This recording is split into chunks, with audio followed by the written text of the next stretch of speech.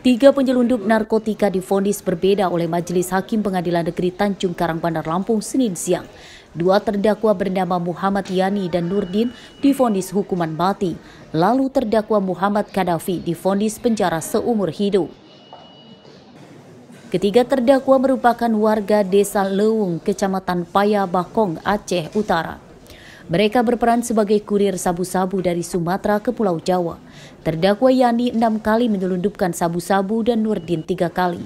Sementara Kadafi baru pertama kali sehingga vonisnya lebih ringan.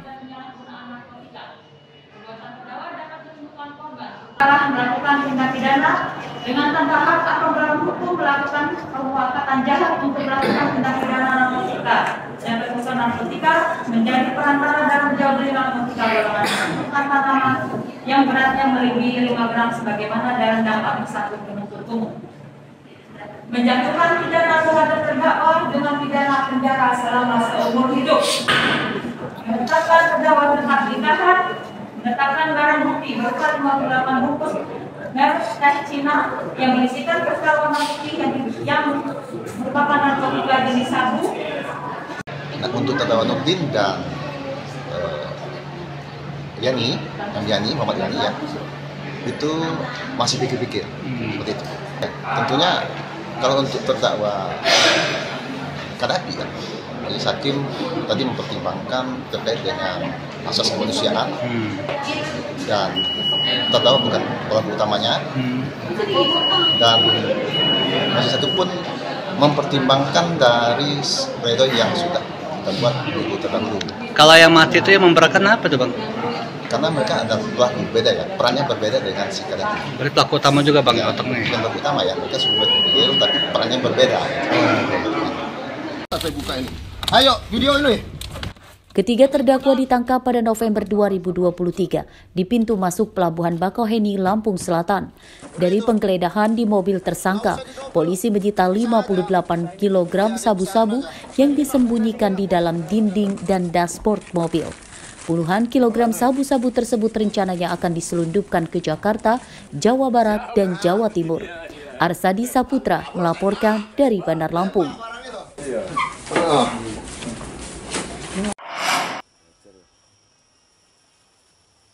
Musim kemarau telah tiba. Ini terbukti dari terjadinya kekeringan yang melanda sawah di dua desa di Lampung Selatan, yakni Desa Bumi Asri dan Tanjung Jaya, Kecamatan Palas. Sebagian besar tanaman padi yang telah berbuah rusak dan sebagian lagi mati akibat kekurangan air. Menurut petani, daerah ini tidak ada hujan sejak lebih dari 1 bulan lalu. Akibatnya irigasi yang jadi andalan para petani untuk mengairi sawah mengering. Para petani menyatakan telah berjuang keras untuk mendapatkan air, diantaranya dengan membuat sumur bor dan menyedot air dengan mesin diesel dari irigasi yang masih ada sisa airnya, meski jaraknya jauh dari sawah, namun upayanya belum membuahkan hasil bagus. Tanaman padi layu, tanah sawah retak-retak akibat kekurangan air dan terancam gagal panen. Udah nggak bisa dipakai Mas, karena sumber airnya juga udah mengurang dan sumber listriknya, yang terutama sumber listriknya kurang mampu lah untuk narik sibel 1 HP itu, nggak mampu lagi karena daya listriknya yang udah saat ini sampai sekarang belum ada tindakan dari yang terkait. Kalau kemarin tuh bisa kepakai nggak Mas? Sebenarnya bisa dipakai ini sebenarnya, karena sekarang ini kendalanya listriknya anjlok terus, nggak bisa ngairin, nggak bisa ngidupin sibel, kita cabut. Iya, ini kekeringan sawah sini, pada kering semua. Abang nanam berapa hektar ini? Ya paling 1,5 hektar. Kalau punya saya, punya kita lah. Kerugian berapa Bang? Kerugiannya? Ya kerugiannya itu ya, kalau ditaksir dinominalkan ya lebih kurangan 6 juta, 7 juta gitu kerugiannya. Nah, harapan kita di sini ya cuma ya gimana lah pemerintah itu untuk menanggulanginya itu.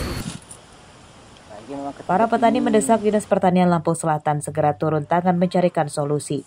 Jika kondisi ini dibiarkan berlarut-larut, maka bukan tidak mungkin seluruh tanaman padi para petani akan mati sia-sia sebelum panen. Asep Saifullah melaporkan dari Lampung Selatan.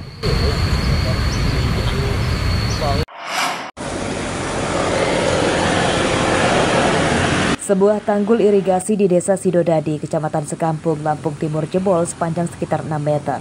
Akibatnya beberapa sawah terendam air dari irigasi, sedangkan puluhan hektar sawah di hilir terancam kekurangan air. Senin siang, petugas dari Dinas Pekerjaan Umum dan Balai West Kampung Mesuji mendatangi tanggul yang jebol. Mereka berjanji akan segera memperbaiki tanggul. Menurut petugas, tanggul jebol saat pintu air irigasi baru saja dibuka untuk mengairi sawah petani. Penyebab jebolnya tanggul masih diselidiki, namun diduga akibat pondasi keropos dampak tergerus arus irigasi. Tanggul kita jebol di sekitar 6 meter, panjang 6 meter, dan kejadian itu terjadi di DI Sekampung Batanghari, di pintu KBH 14 Sekampung. Dampak dari kejebol ini kerugian korban jiwa tidak ada, yang jelas ada kerugian di sawah kita, tidak bisa mengalir sawah kita. Jebolnya tanggul irigasi tidak merenggut korban jiwa. Kerugian materi yakni ada beberapa hektar tanaman padi petani yang rusak akibat terendam air, namun telah teratasi.